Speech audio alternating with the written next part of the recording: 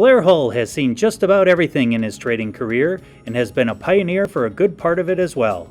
From learning blackjack and applying it to options trading, to developing a trading firm he sold to Goldman Sachs, Hull has been open to new ideas, new deals, and new opportunities.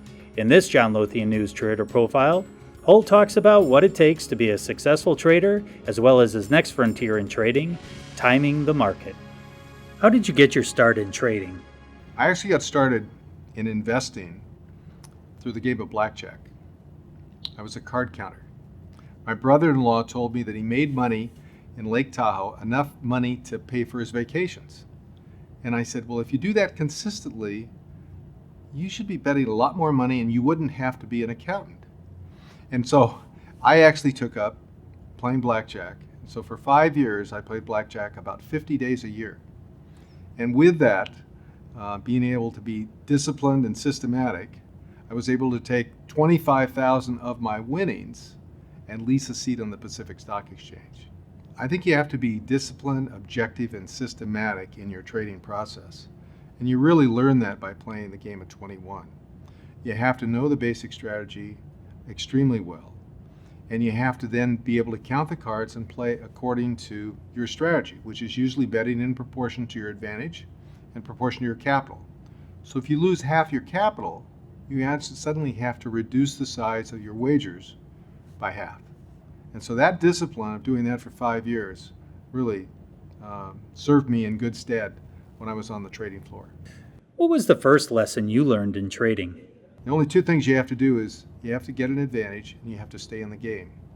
Staying in the game is very important. If you lose all your marbles, then you can't play in the marble game. And so I learned it in Sambo's restaurants, where I was short some 30 calls, out of the money calls. The stock was trading at 22, and suddenly there was a takeover at 35. So my options that I had sold at a 1/16 of a dollar were suddenly worth $5. And I suddenly learned that we cannot bet more than we have, and we must stay in the game. You got to get an advantage, and then you have to be able to have enough capital to trade the next day. What was your best trade? 87 crash was probably my best trade I ever made.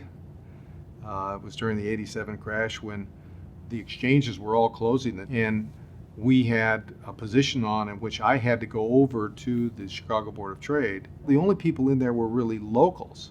Unless you had $100,000 in your account, you couldn't execute a trade in the major market index. So I had to be there.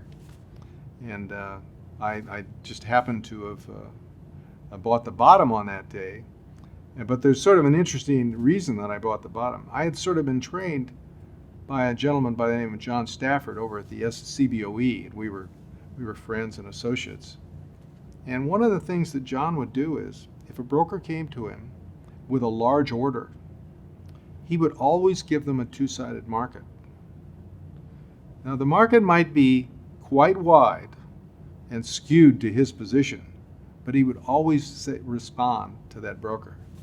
And so I did the same thing in what could have been considered a very foolish play when they said, where will you buy 100? And when they were trading in 5 lots. And I gave him a price, and he sold them to me, and that ended up to be the bottom of the 1987 crash. Tell us about your sale to Goldman Sachs. As the firm grew, and the principals in the firm felt that we needed some diversification of our equity exposure to one firm, we looked toward an initial public offering, or some kind of a transaction that would help us take some chips off the table. And so we actually went out to seek investment bankers. And one of those investment bankers that we looked at was Goldman Sachs.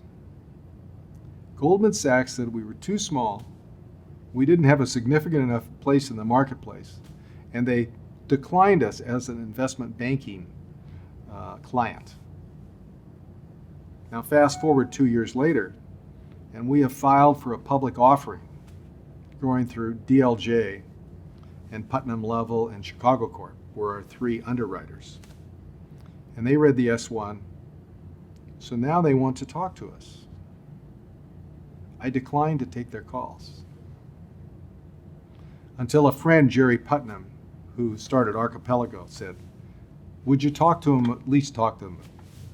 And so I let them come in, and we had a meeting. And of course, the first thing I said, 2 years ago, you didn't want to talk to us at all. What are you doing here?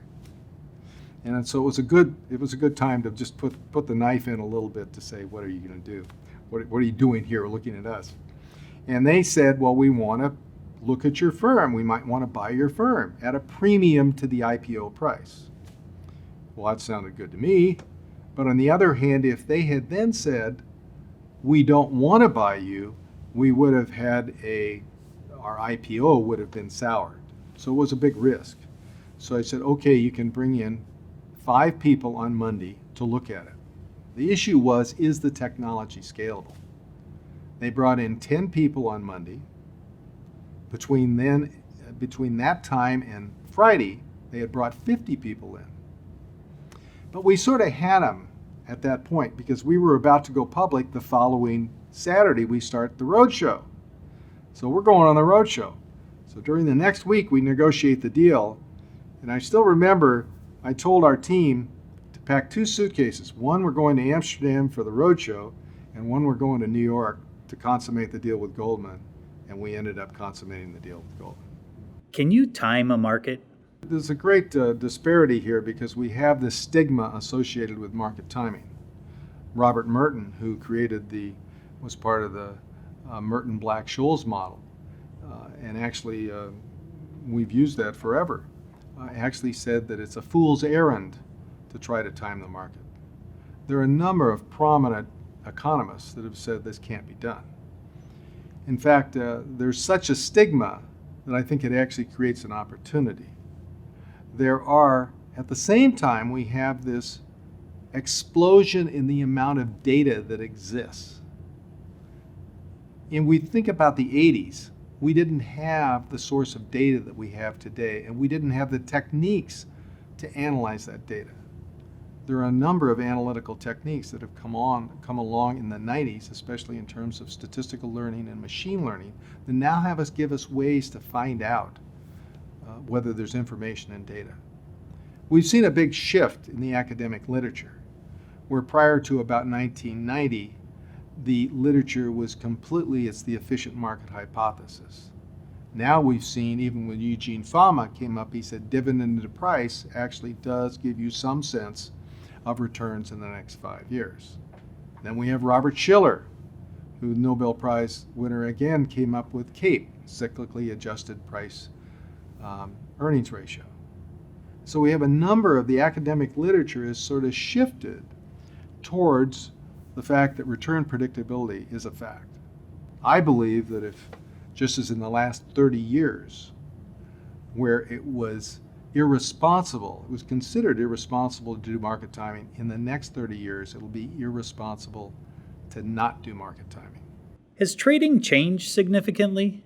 A lot of the traders on the floor I used to say, get a hunch and bet a bunch. And I think right now it's the people that are doing most of the volume are systematic and disciplined, and they're using algorithms. When I was on the floor, I did have a background in mathematics and computer science. So every time I made a decision on the floor, I'd usually write an algorithm and then code that whenever I could. And then, of course, when we had automation come in the late 80s and early 90s, we were prepared to take advantage of it. What are the keys to a sustainable trading career? Well, everybody has a different way of approaching the markets. Mine just happens to be systematic, disciplined, and data-driven. I think that may be because of my inability to control my own emotions. Fear and greed are things that come into everybody's psyche. And so I have been forced, or had the blessing, I'm not sure which, of actually going to this disciplined, data-driven approach, which has served me and allowed me to sleep better at night.